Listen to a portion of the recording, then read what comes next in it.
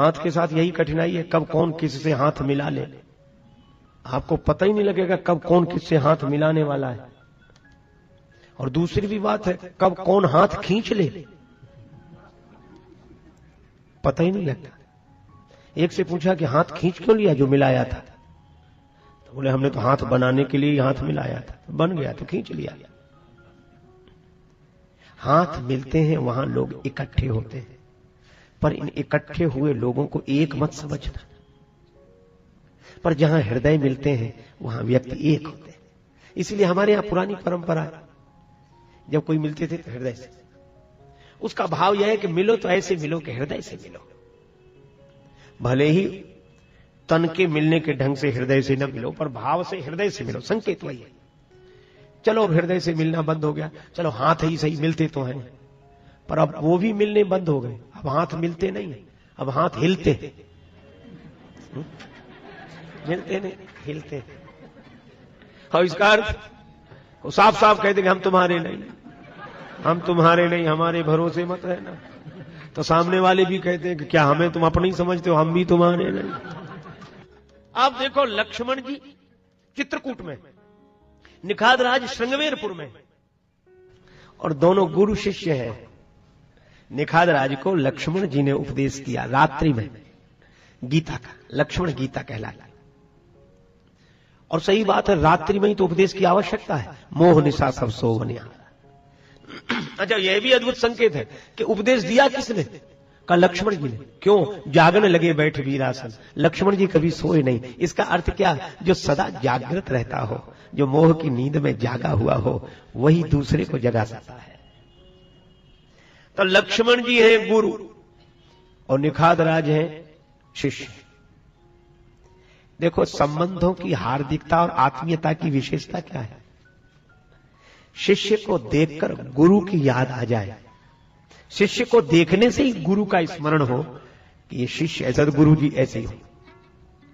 इसलिए कई बार लोग शिष्य को देखकर ही गुरु जी, उनके शिष्य हैं क्या, तो कैसे उनके रहन सहन ढंग से पहचाना, उठने बैठने से पहचाना, इतनी आत्मीयता। देखो पुत्र से पिता का परिचय मिलता है, वह बिंदु परंपरा से उद्भूत है, और शिष्य से गुरु का परिचय मिलता है, वह नाद परंपरा से उत्पन्न है, उद्भूत है। हा हा, लक्ष्मण जी शिष्य है, निखादराज शिष्य है, लक्ष्मण जी गुरुदेव है। गुरुदेव चित्रकूट में, शिष्य श्रृंगवेरपुर में। लेकिन कितनी एकता है कि भरत जी को देखकर जो जो बातें निखादराज ने कही हैं, बिल्कुल वही शैली उसी ढंग में लक्ष्मण जी ने भी कही। आप पंक्तियां मिला लो जरा गुरु और चेले की।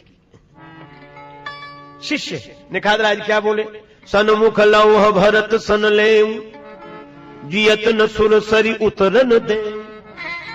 तो गुरु जी लक्ष्मण जी क्या बोले, आज राम सेवक जस ले, भरत ही समर सिखावन दे। है नहीं? तब तक चेला जी बोले, समर मरन पुनि सुरसरी तीरा, राम काज छन भंग शरीरा। तो गुरु जी क्या बोले, कहां लग सही रही मन मारे, नाथ साथ धनु हाथ हमारे। चेला जी क्या बोले भरत जी के लिए,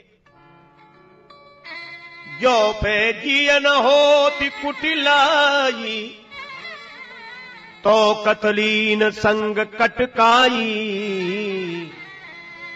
अगर भरत जी में कुटिलता न होती तो ये सेना लेकर क्यों आते, ये निखादराज बोल रहे। और लक्ष्मण जी क्या कह रहे, कुटिल कुबंधु कुअवसर ताकी, ज्ञान राम बनवास एकाकी। अच्छा और देखो, जब भाव का साम्य होता है, जब मन मिलता है, तो निखादराज को बाद में भी जिसने देखा, निखादराज में दिखाई कौन पड़े, लक्ष्मण। भरत जी भी मनहु लखन सन भेंट भई, प्रीत न हृदय समाए। और निखादराज को जो भी देखता है, जानी लखन सम देहि असीसा, जियउ सुखी सह लाख बरीसा। ये इसको बोलते हैं संबंध, इसको बोलते हैं तादात्म्य भाव। लक्ष्मण जी बोले तैयार हो जाओ सैनिकों, आज बड़ी आवश्यकता है तुम्हारी, रणभूमि में प्राण गंवाने के लिए तत्पर रहो। और जैसे ही तैयारियां होने लगी वैसे ही इतना कहत छींक भई बाए,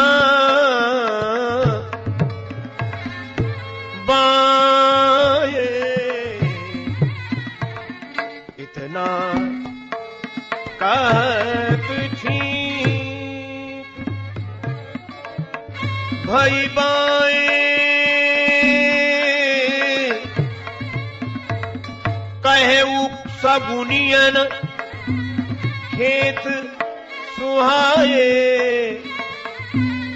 सुहाए, सुहाए,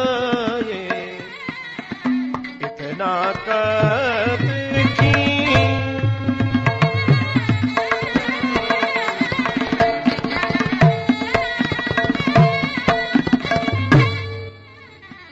छींक हुई बाईं ओर। बहुत लोग सगुन विचार करते हैं, अवश्य करना चाहिए, लोक पक्ष है, गुणियों ने निर्णय करके दिया है, मान लेना चाहिए, कोई हर्ज नहीं।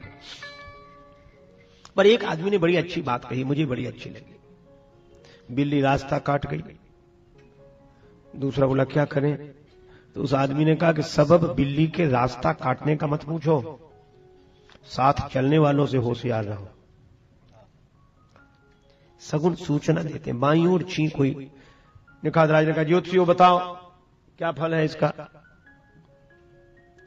ज्योतिषी बोले अरे महाराज क्या कहते हो, युद्ध में आपकी फतह विजय, बाईं ओर छींक होना शुभ है। अच्छा, ज्योतिषी बिल्कुल सही कह रहे थे, क्योंकि बेचारे ग्रंथ के आधार पर ही तो बोलेंगे। ज्योतिषी अकड़ गए, बिल्कुल सही है, ग्रंथ कह रहा है, शास्त्र कह रहा है। पर एक वृद्ध ज्योतिषी ने कहा कि इनका निर्णय ठीक नहीं है। वो अनुभवी आदमी था, इसीलिए बूढ़ एक कहे सगुन विचारी। देखो, शास्त्र का जानकार होना बड़ी अच्छी बात है, पर उससे भी अधिक अच्छी बात यह है कि उसका अनुभवी होना। तो हमने ये कथाएं सुनी स्वामी राजेश्वरानंद जी महाराज द्वारा। बहुत ही सुंदर तरीके से इन कथाओं का वर्णन उन्होंने किया है। उम्मीद है आपको ये कथाएं बहुत पसंद आई होंगी। अगर आपको ये कथाएं पसंद आई हैं तो चैनल को सब्सक्राइब कीजिए, वीडियो को लाइक और शेयर कीजिए, ताकि इस तरह की प्रेरक और हास्य कथाएं हम आपके लिए लेकर आते रहें। आपका बहुत बहुत धन्यवाद।